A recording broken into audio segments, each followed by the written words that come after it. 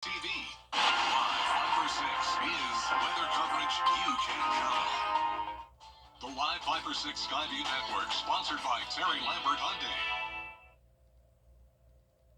Another very cold night ahead with temperatures as low as 15 degrees.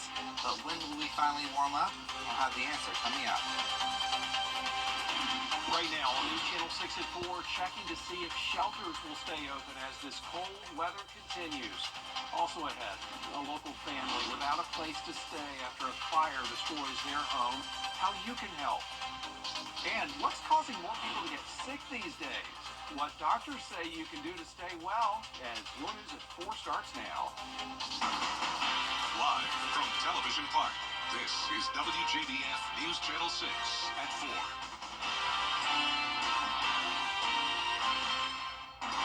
Good afternoon, everybody. I'm Brad Means. We do thank you for joining us. Jenny is off today, and yes, coverage you can count on, of course, is going to begin with the headline of the entire week, these frigid temperatures. Meteorologist Miller Hyatt is tracking everything for us, and Miller, we're about tired of this. How about a warm front sometime soon? Yeah, that's right, Brad, and we are tracking some warmer afternoons ahead, but we still do have those cold nights, and that continues tonight. So right now, here's a live view of Waynesboro. Notice we still have some lingering snow on the rooftop here, and we're looking at a very cold night again tonight. So as far as our road temperatures go, they are above freezing, so that lingering ice and snow continues to melt. However, we still do have some shaded areas and secondary roads with ice and a little bit of snow. So 48-degree road temperature in Augusta, 46 in Aiken, 50 in Sparta right now. So we still do have that threat of icy roads possible, especially south of I-20 where we saw the most snow.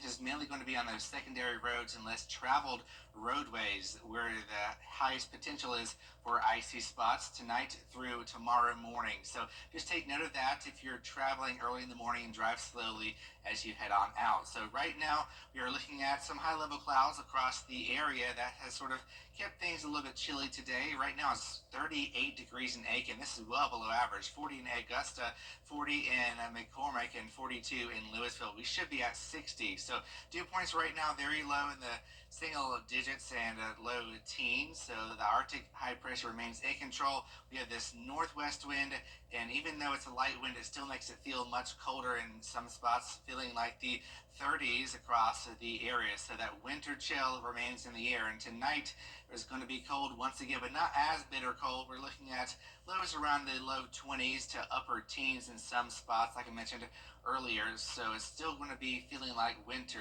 And tomorrow we start to warm up in the afternoon, so that sunshine is going to be in full force tomorrow. We have a light west-northwest wind, and then we're going to get even warmer as we head towards the weekend, back into the 50s and even some 60s next week. But that does bring a chance of some rain, and I'll have the forecast coming up here in just a few minutes.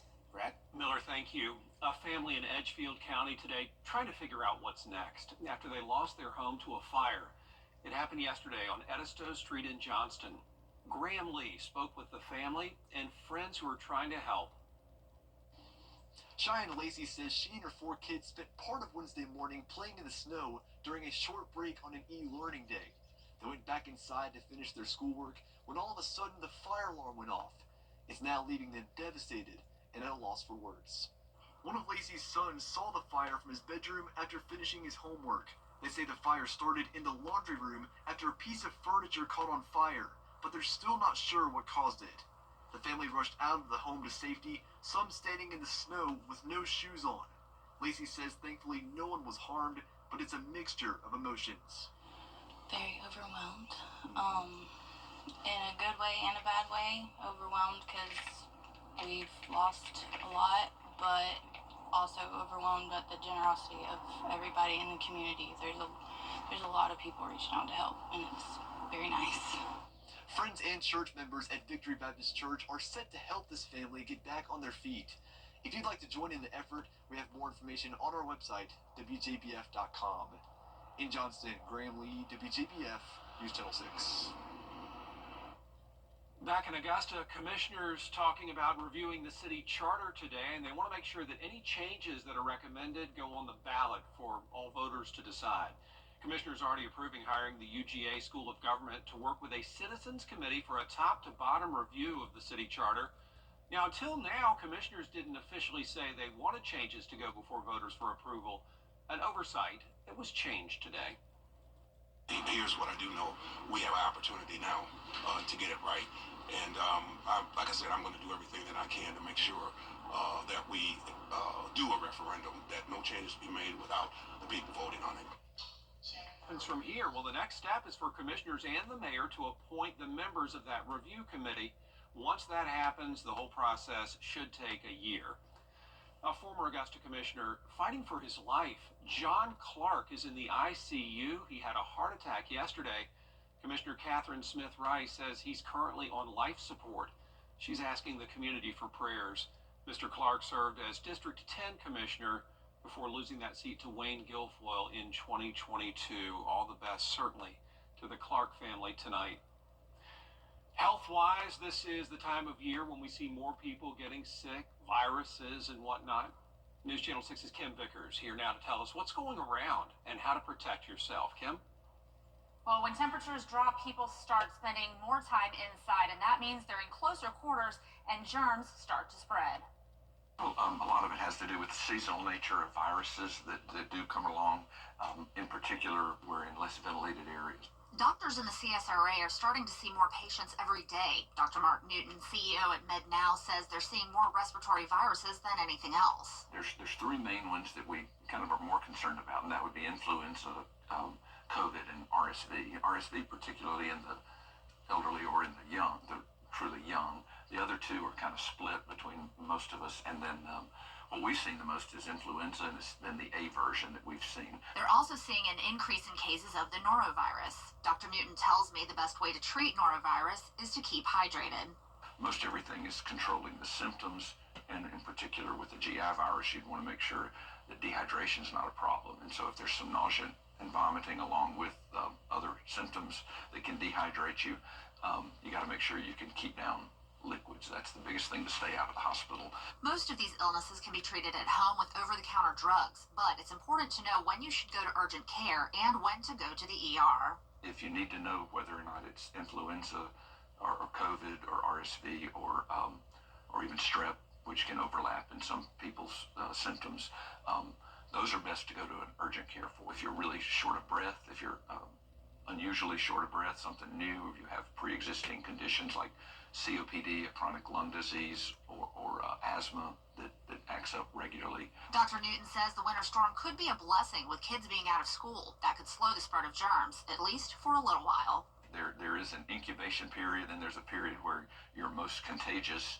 And I suppose if people are home or not in closed areas with others, non-family members, then it could be something that helps slow the spread of some of those varieties of viruses that people may have been exposed to over the holidays.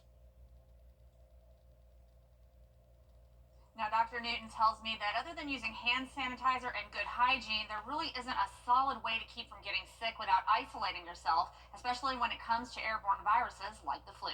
Brad? Information there, Kim Vickers tonight. With temperatures falling well below freezing, local nonprofits are opening their doors for people who have no place to go. Bria Smith live now with that for us. Bria? That's right, Brad. Well, with temperatures dropping all the way to the low teens last night, organizations like the Augusta Rescue Mission and the Salvation Army Center of Hope opened their doors.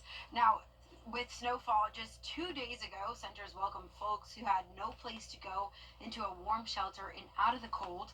Guests not only received a warm place to sleep, but shelters also provide meals and toiletry bags for extra resources. They say no one should have to brave the cold all night and all day. It's a great thing to be able to be a lifeline for those who are experiencing homelessness, to know that it's a place that is you can come, that's safe, that will make sure that you are taken care of in that way, and we didn't turn anyone away during that time. And so we want to do the best we can to serve those who are in need. Now, both organizations are opening their doors as early as 4 in the afternoon until 8:30 in the evening if you're someone who needs a warm place to sleep. And more information on warming centers can be found at WJBF.com. But for now, reporting live in Augusta, Bria Smith, WJBF, News Channel 6.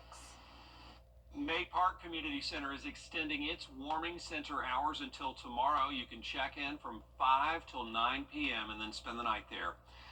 Well, here we are at the time of year where counties have their point-in-time count. That's when volunteers count the number of homeless people on the streets. Augusta's is already underway, but they could use some help. Here's News Channel 6's Ellison Hubbard.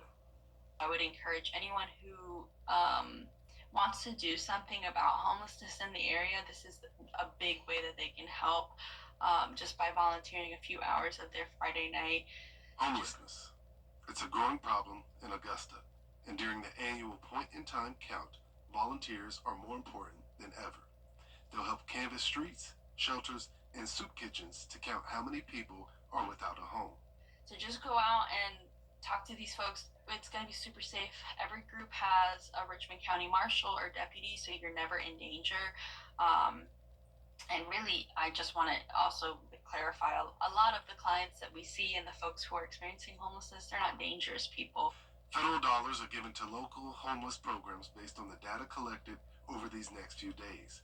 And with this week's winter weather, it's making it even harder to get more accurate numbers. The cold weather makes it, I think it makes it difficult to count. Because a lot of people, particularly our homeless that are up on Washington Road, they're going to get a hotel room. They're already, they go stand out on the corner and say, hey, we're cold.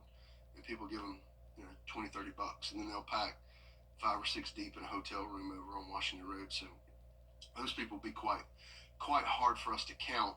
And while the pit count is to help get more people off the streets, those volunteers getting on the streets will benefit as well. It's a great opportunity to get to know other members of our community who are passionate about helping those in need. So it's a great opportunity to get to meet some new people and to maybe meet some friends who are in our city who are struggling. In Augusta, Ellison Hubbard, WJBF News Channel 6. If you want to volunteer or just learn more about the program, you can find this story at WJBF.com.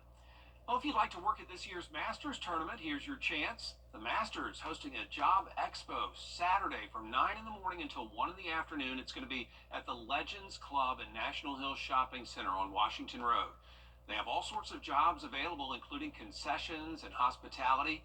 You must be at least 16 years old as of March 26th of this year. If you can't make it, you can apply online, and we have all the info for you at WJBF.com. Coming up, off-season side hustle, busting the myth that elite athletes are just jocks. Well, if you're a fan of this winter chill, I've got some good news for you. We're talking about a big warm-up to the 60s. Details coming up.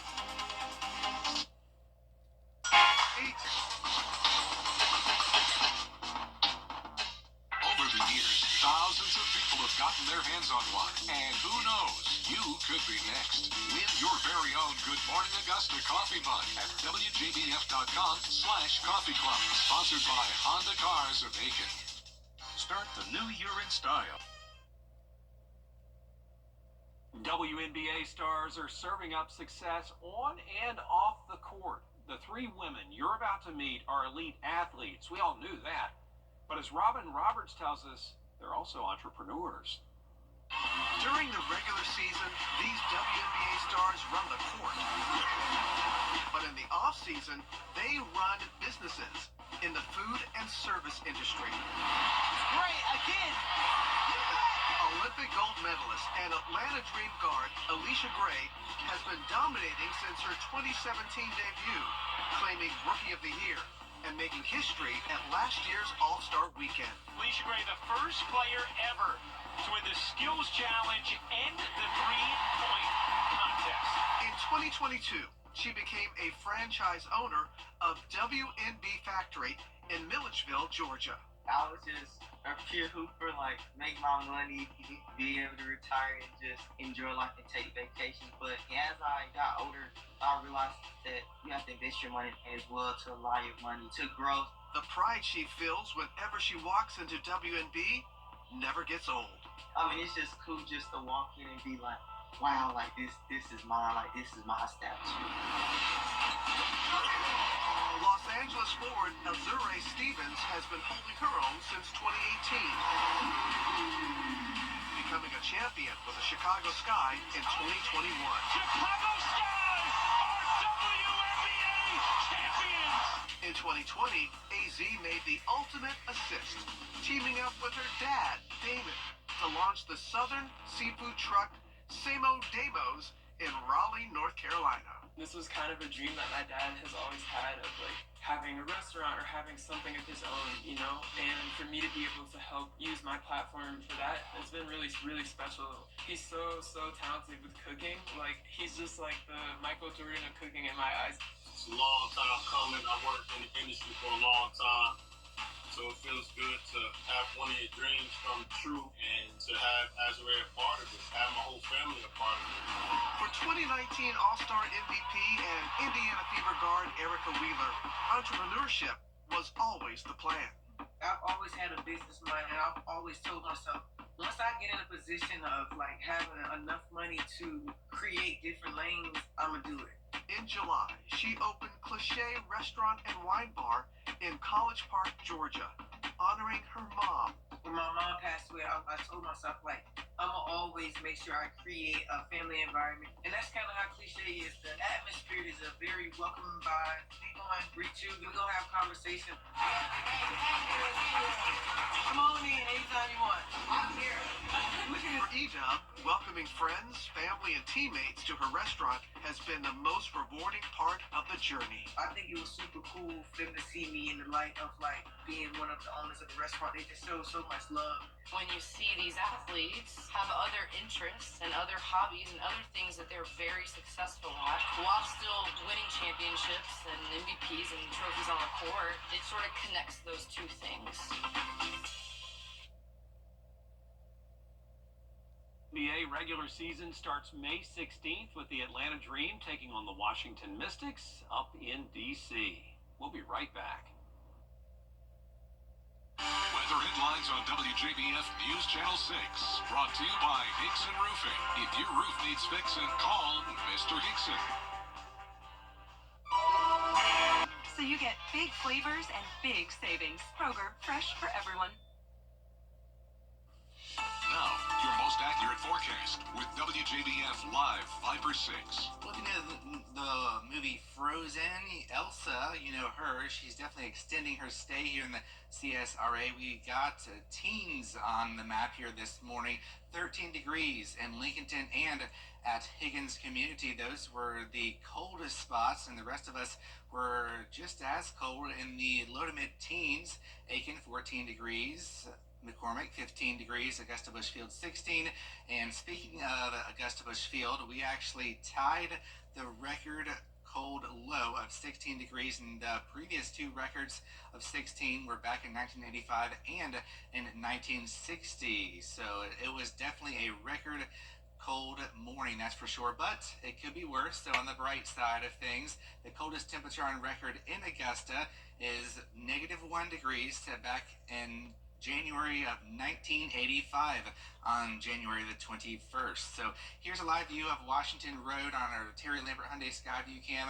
Notice here that the road's mostly clear, but you can see out to the sides you do have some damp conditions, even some lingering snow on the grass, and that is why we do continue to have a threat of some black ice. Now it's mainly in our secondary roads, in the neighborhood roads where they haven't been treated for ice melt or anything like that. So we do have a threat mainly south of I-20 where most of the snow fell earlier this week. So satellite radar shows a cold front out towards our west, but that's not going to be impacting us, bringing any moisture or anything like that. So here's Futurecast going on into tonight. We have this trough that continues to bring in some cold air. Notice we do have some clouds across the area tonight, but mostly sunny for tomorrow, and that's going to allow things to warm up closer to 50 degrees. High pressure builds in, so it's still going to be bitter cold at nighttime with lows near 20 degrees with that dry air cooling us off fast. High pressure remains locked in place for the beginning of the week, and then we have some changes on the way for the second half of the weekend as we go into Sunday night and Monday morning. We have about a 40% chance of scattered showers, and then we are dry Tuesday, and then we have another chance of some showers Wednesday and Thursday. So temperature-wise, we're going up. We're going all the way up to 65 degrees next Wednesday, but really that's not too above average. It's just been so cold, that'll just feel balmy compared to what we're dealing with. So lows tonight will be frigid, but not as bitter cold. We'll be in the low 20s, but that's still about 10 to 15 degrees below average. Tomorrow, we're improving our temperatures, but still chilly in the upper 40s. Average low, take note, is 60 degrees. 10-day forecast shows that we do have those showers Monday. Check out the warm temperatures in the mid-60s next week with an increase in clouds late in the week. We do have a bit of a cool down after that in the 50s, but I don't see any bitter cold in the extended range forecast for us, which is good news. Yeah, I don't see any teens in there, Miller. Yes, thankfully we're not going to see that next week. All right, thank you. We appreciate it. Busy week for our weather team, no question. We'll be right back.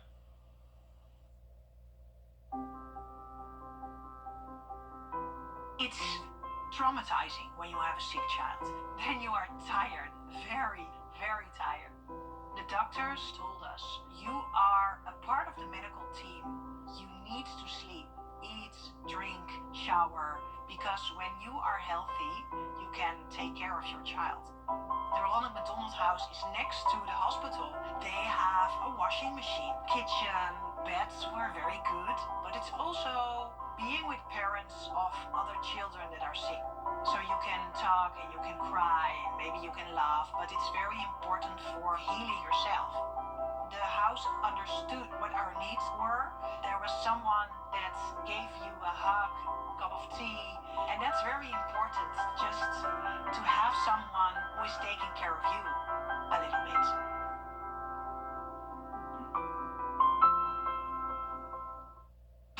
From the nicest man in Mayberry I'm an honest man and an honest sheriff. to the biggest mouth in Queens, You're gonna love this! you won't find a better sheriff Oh, shucks. or a worse neighbor. That's the dumbest thing I ever heard in my life. The Andy Griffith Show, weeknights at 8. I think you're the best sheriff in the whole world. And All in the Family, Sundays at 8. Get lost. ETV, WJBF 6.2. What kind of future do you want? The CSRA's full of amazing women. Women who inspire. Women who innovate. Women who lead. That's why News Channel 6 brings you Women to Watch. On the last Wednesday of each month, News Channel 6 recognizes local businesswomen who are making a positive impact in our community. Nominate someone today at WJBF.com. Sponsored by Goodwill. The answer to all of our traffic problems might be right under our noses or feet. A new study shows ants avoid traffic jams when they're marching together. Yeah, it looks like they have rules against trying to pass anybody. They would rather wait their turn and go with the flow of the ant traffic. Scientists say it all starts with the lead ant laying down a chemical trail that all the others follow. But they have figured it out, haven't they? Maybe the motorists will follow suit one day. There's a lot more coverage you can count on coming up at 4:30, including South Carolina State Auditor announcing he's leaving his position. We'll tell you why next.